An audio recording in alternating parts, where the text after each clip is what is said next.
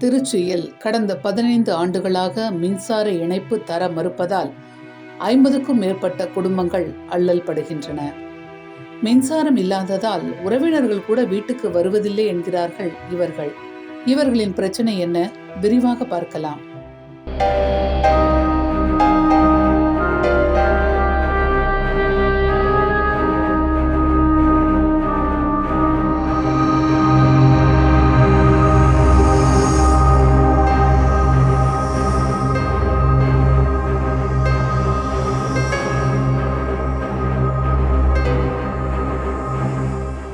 திருச்சி திருப்பராய்த்துறை அடுத்த நந்தவனம் பகுதியில் கோயில் நிலத்தில் கடந்த 15 ஆண்டுகளாக 30க்கும் மேற்பட்ட குடும்பங்கள் வசித்து வருகின்றன. இவர்கள் அனைவருமே வாக்காளர் அடையாள அட்டை, ஆதார் அட்டை, காப்பீடு திட்ட அடையாள அட்டை, ஸ்மார்ட் ரேஷன் கார்டு ஆகிய சான்றுகளை வைத்திருக்கிறார்கள். இவர்களுக்கு அரசின் சலுகைகள் அனைத்துமே வழங்கப்பட்டு வருகிறது. ஆனால் இவர்களின் சிக்கலே மின்சாரம்தான். மின்சார வசதி இல்லாததால் காலை 6 மணி முதல் மாலை 6 மணி வரை மட்டுமே இவர்களுடைய அனைத்து வேலைகளையும் செய்ய வேண்டிய நிலை இருக்கிறது. மின்சாரம் இல்லாததால் மோட்டார் போட்டு நீரேற்றி வைத்துக் கொள்ள முடியாத நிலையில் கழிப்பிட வசதியும் இல்லை. மாலை 6 மணிக்கு மேல் இருளில்தான் இவர்கள் பொது வெளியில் இயற்கை உபாதைகளை கழிக்கிறார்கள்.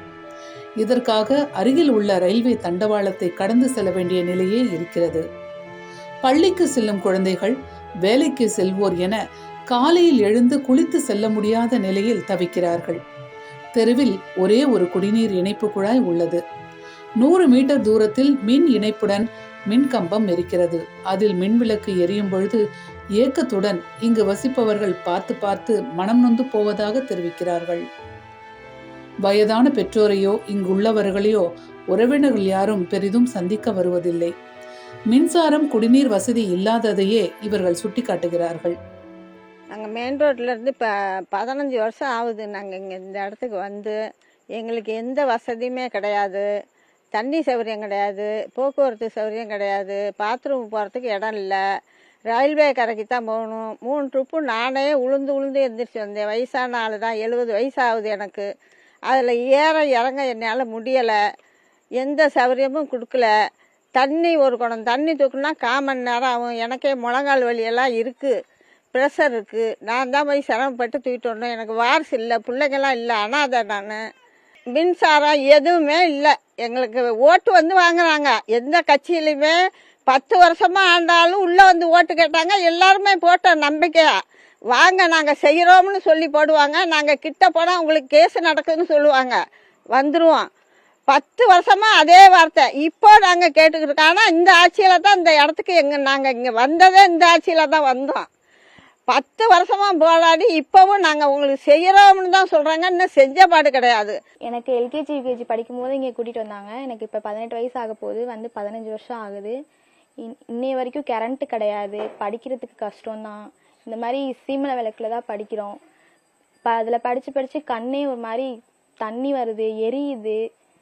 கரண்ட்டு தண்ணி வசதி கூட கிடையாது. இப்போ ஏதாவது ஸ்கூலுக்கு நாங்கள் கிளம்பணுன்னா போயிட்டு எல்லாருமே ஒரு தெருவுக்கு ஒரே ஒரு பைப்பு தான் இருக்குது. அதுலேயும் நின்று எல்லாருமே அதிலே அட்ஜஸ்ட் பண்ணி குளிக்கணும், போகணும், வரணும்.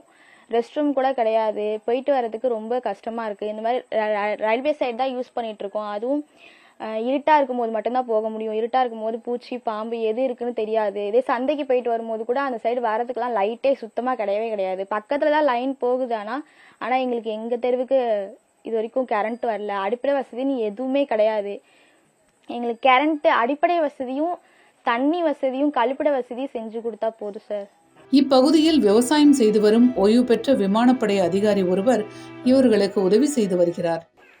நந்தவனத்தில் 15 வருஷமாக மின்சாரம் இல்லாமல் இருக்காங்க. இவங்க ஆக்கிரமிப்புதாரர் தான். மின்சாரம் வாங்குறதுக்கும் ஆக்கிரமிப்புதாரர்களுக்கும் ஒரு சம்பந்தம் இல்லைன்னு நம்ம இந்திய அரசியலமைப்பு சட்டம் சொல்லியிருக்கு, கோர்ட்டும் சொல்லியிருக்கு. அதன் அடிப்படையில் இங்கே நான் செண்பகவல்லின்னு ஒரு அம்மா இருக்காங்க. அவங்களுக்கு மின்சாரத்துக்கு அப்ளை பண்ணணும். அவங்களுக்கு மின்சாரத்தில் அப்ளை பண்ணுறதுக்கு ரேஷன் கார்டு கேட்குறாங்க, ஓட்டர் ஐடி கேட்குறாங்க, ஆதார் கார்டு, இருப்பிட சான்றிதழ் கேட்குறாங்க. நாங்கள் எல்லாமே வச்சு அப்ளை பண்ணிட்டோம்.